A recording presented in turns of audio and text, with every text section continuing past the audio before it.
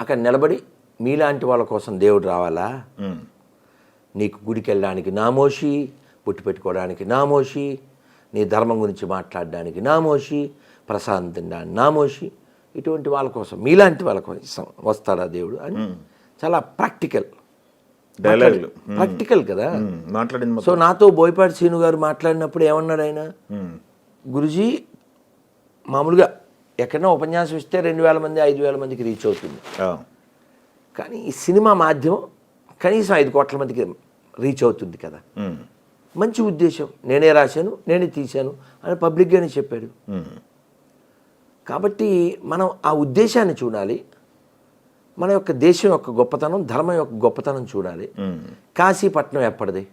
అవును, చరిత్రలోకి వెళ్ళండి. ఊరికే బోయపాటి గారు చెప్పారు, రాధామోహన్ దాస్ చెప్పారు, లేదా బాలకృష్ణ చెప్పాడు కాదు. హౌ ఓల్డ్ వారణాసి, కొట్టండి పోండి నెట్లో, లేకపోతే వెతకండి కదా. అవును అవును